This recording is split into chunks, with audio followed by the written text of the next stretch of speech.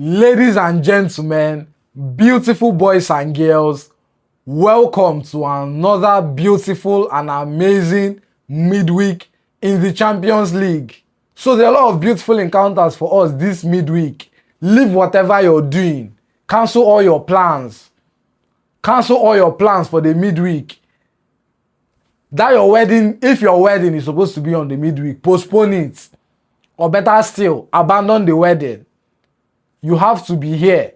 This midweek is going to produce a lot of beautiful matches for us. You can't miss out on this. Cancel that your plan. You have school defense, cancel it. Whatever you have to do, cancel it. The Champions League is upon us yet again.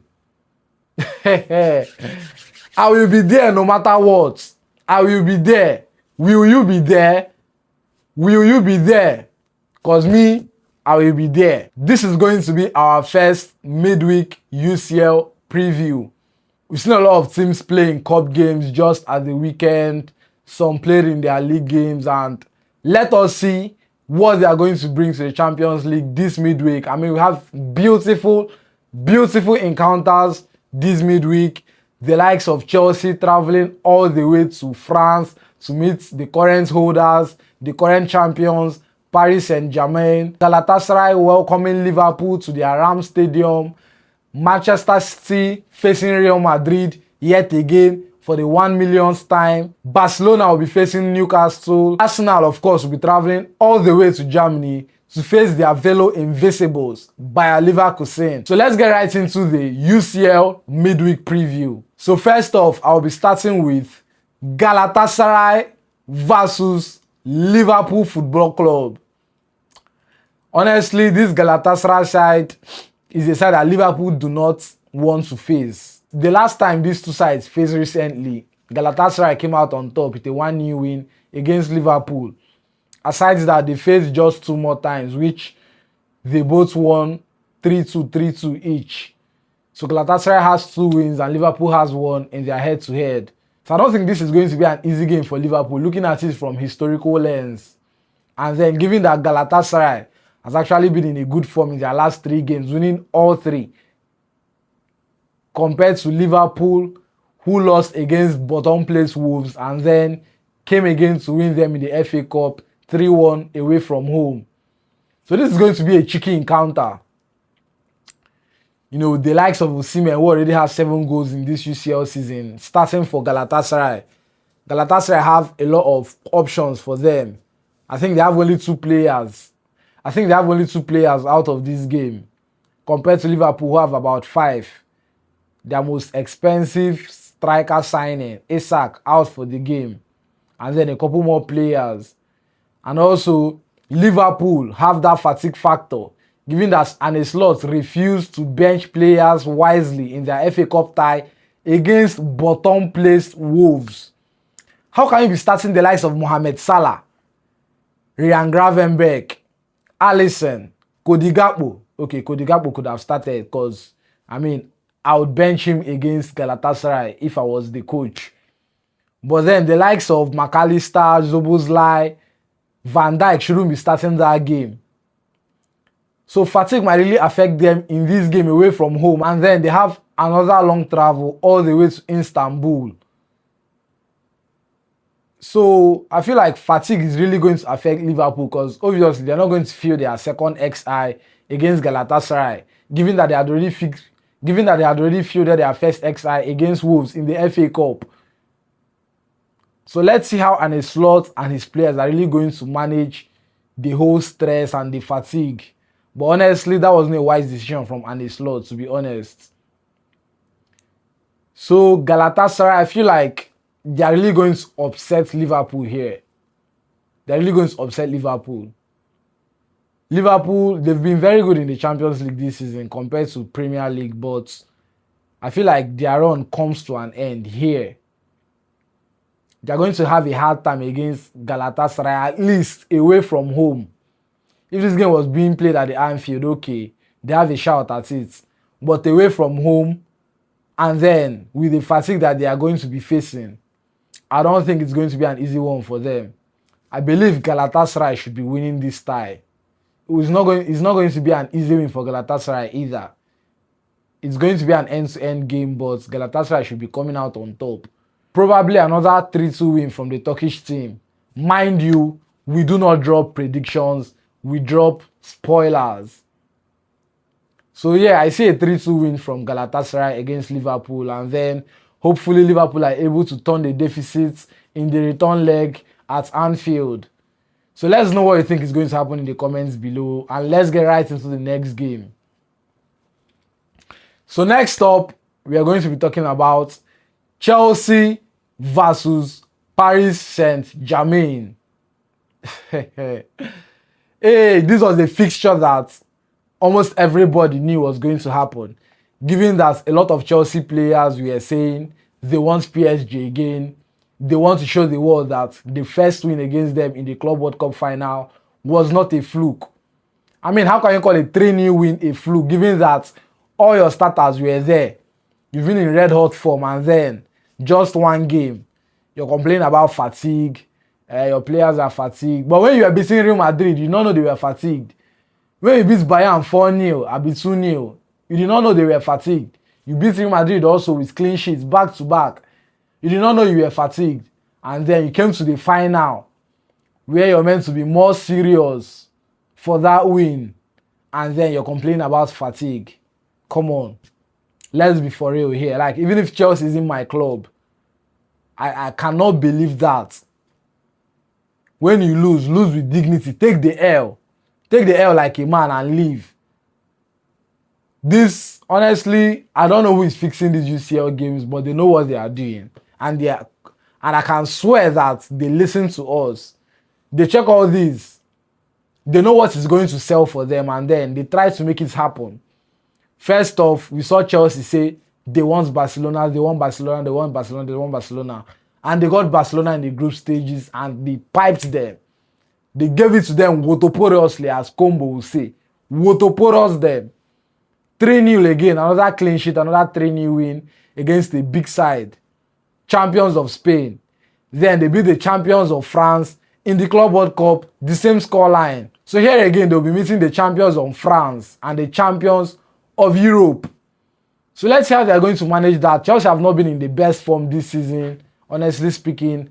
PSG, on the other hand, too, have not been in the best form this season.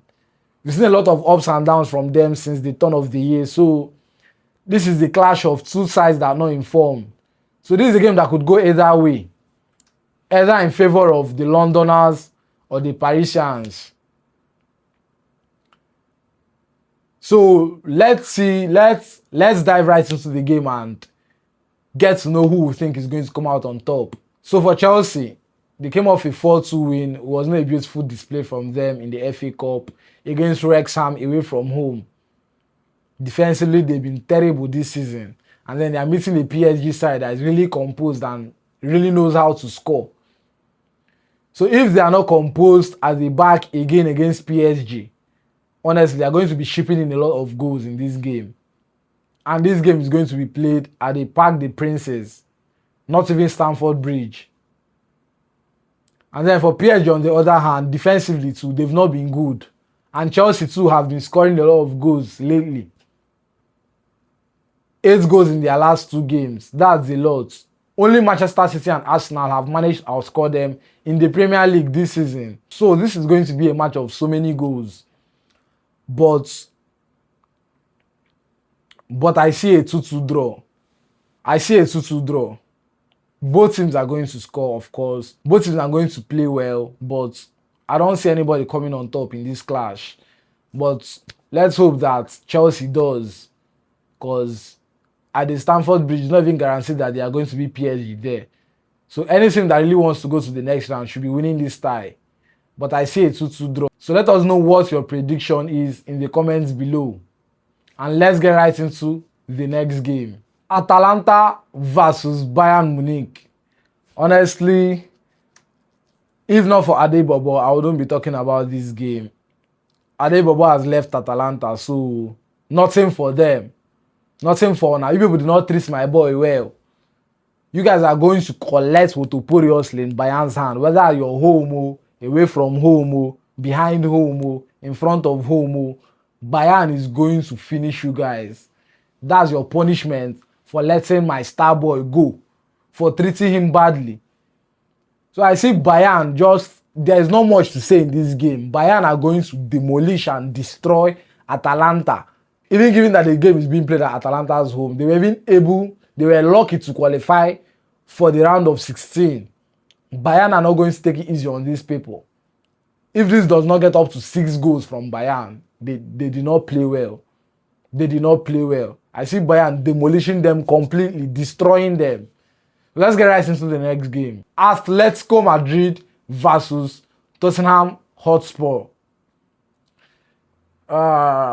This is the tight one. Two Tottenhams playing against each other, the Spanish branch and the England branch.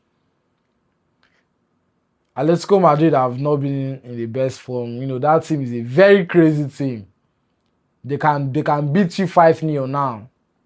In the next 2 minutes, they don't even know how to score an own goal. They don't even know how to score an own goal, let alone score against their opponents. That team is very unpredictable. This is their way. Tottenham on the other side, they've been very terrible this season. In fact, not just this season, but this year especially. They've not picked up a win throughout 2026 in the Premier League. So this is going to be a very unpredictable encounter. This one, I'm going to leave it for you guys to predict, honestly. Atletico Madrid, their head no correct. Tottenham self nowhere. But I feel like the UCL vibes is going to be different from the Premier League vibes for Tottenham. And for Atletico Madrid, I really don't see them beating Tottenham that seriously. Tottenham might come out on top in this game. Like, this might be a very surprising big win for Tottenham. You can see Tottenham winning them 4-0, 4-1. Honestly speaking. But let us know what you think is going to happen in the comments below. And let's get right into the next game. Newcastle versus Barcelona. Hey, Premier League versus La Liga. Like I said, the person that fixed these games knows what they are doing. They fixed Premier League versus La Liga and fixed another Premier League versus La Liga encounter. So they know what they are doing.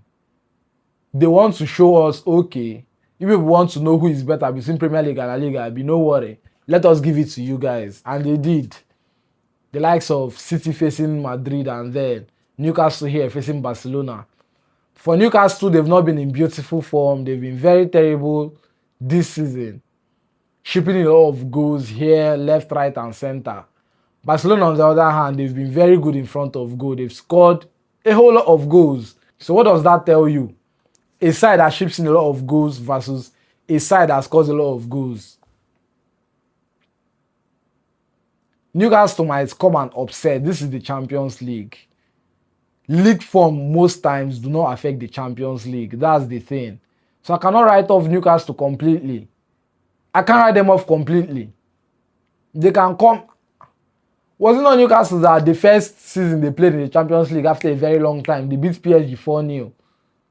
4-0 PSG. Who would have seen that coming? But that's the Champions League for you. The spirit of the champion. Once you hear that,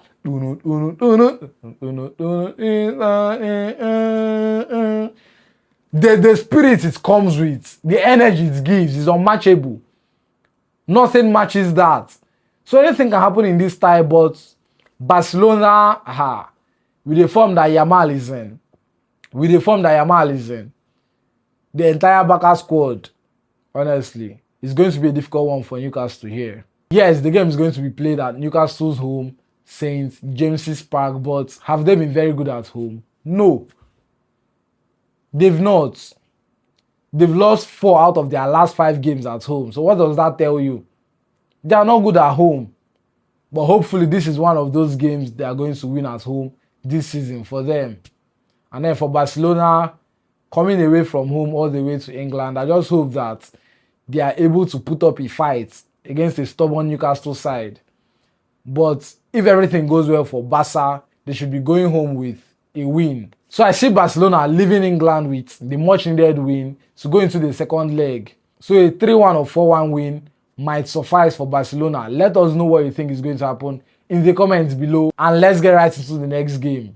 Bayer Leverkusen versus Arsenal. This is a clash of invisibles. The invisibles. Leverkusen, I don't think anybody has been hearing about them since their invisible season again. They've been terrible. Since Xabi Alonso left them, they've just been, even before he left them, they declined visibly well.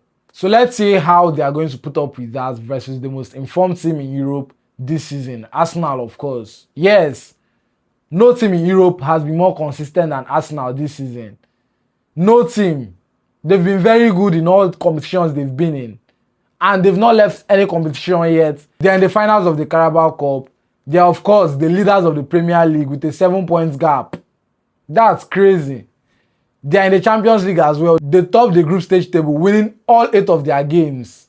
And now, coming to face Bayer Leverkusen. Let's see what's going to happen in this encounter.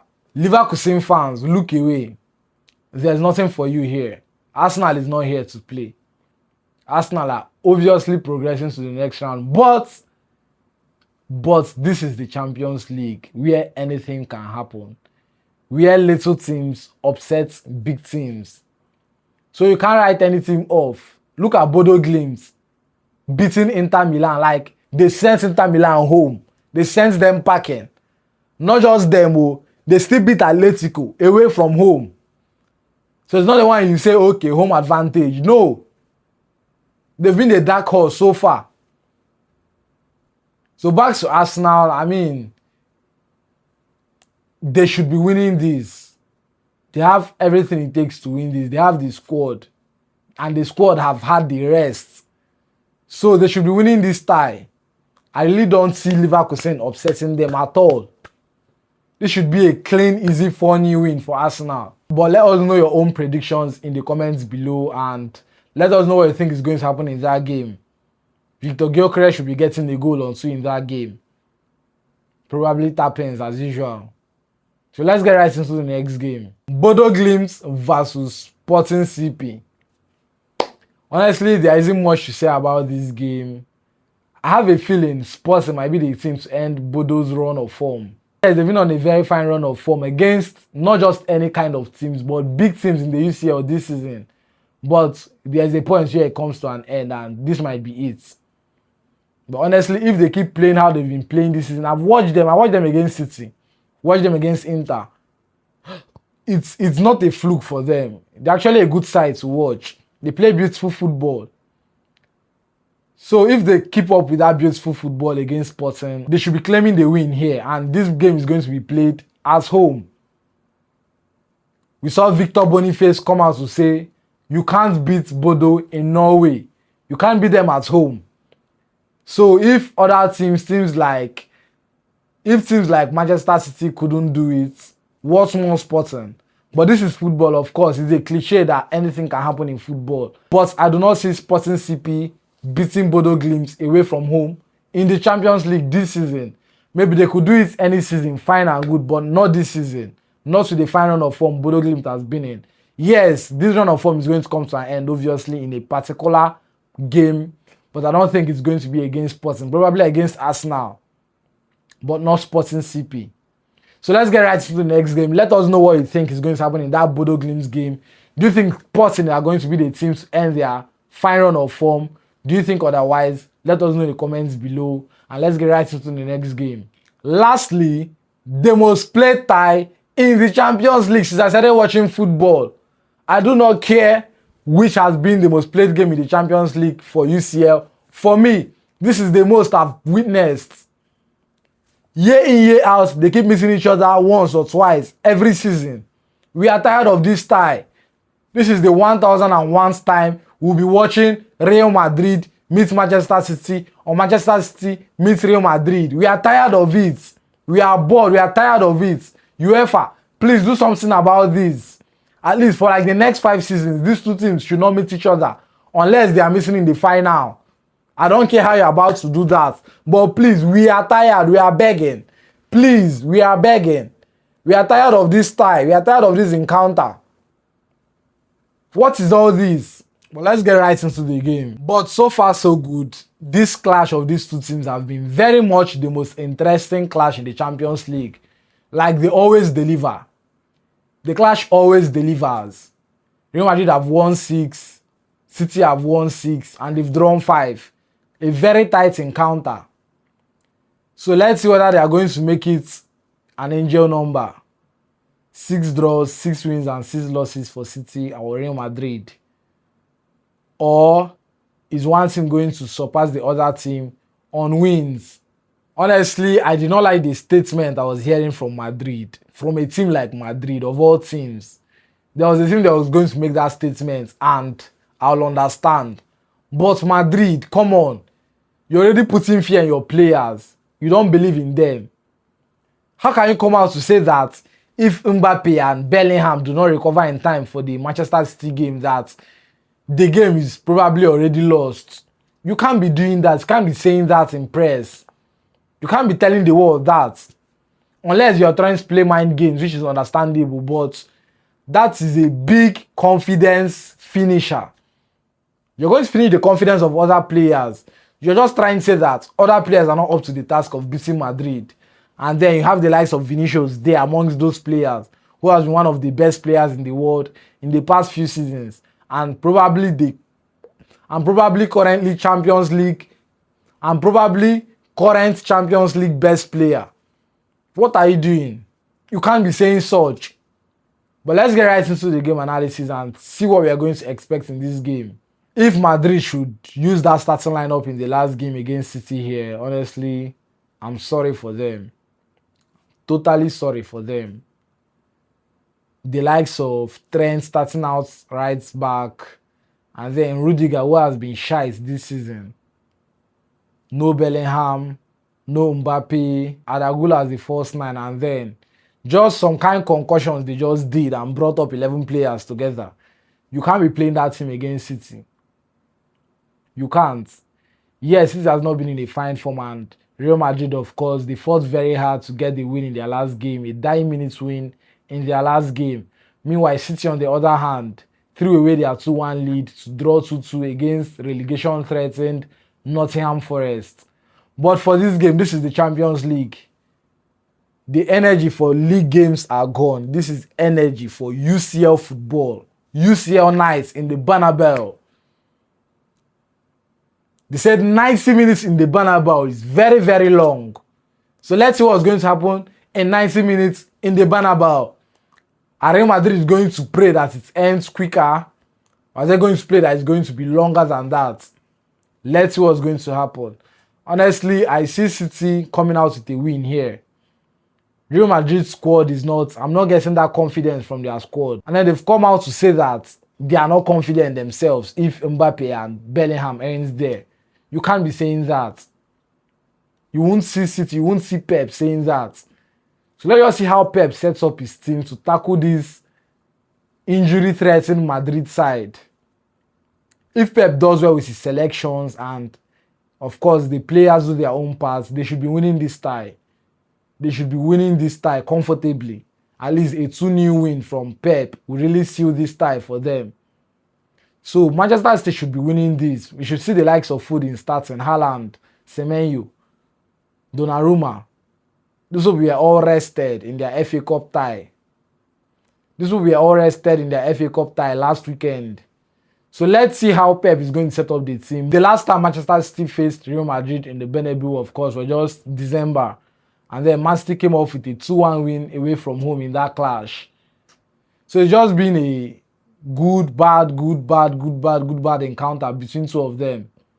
Today is good for City, tomorrow is bad for them. Today is good for Madrid, and tomorrow it's bad for them. So you can't really predict what's going to happen in this game. But then, just with the starting lineup that I'm expecting, if Mbappe and Bellingham does not come back, honestly, I don't think there's anything much for Madrid. But then, Madrid are still Madrid. They own the Champions League.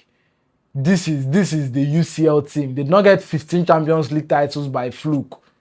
They earned it. They are them. Against the City side that has just one Champions League. So let's see, but history does not really matter when it comes to football. The current is what matters. but I believe City should be winning Real Madrid 2-0 away from home. Let us know your predictions in the comments below and see you just after the game. Thanks for watching for this long. I really appreciate your time, honestly. I honestly appreciate yours time in this channel. Thank you for liking and subscribing and sharing to your loved ones. I really appreciate it. Please do more of that. If you enjoyed this video, please like, share and subscribe. See you on the next one.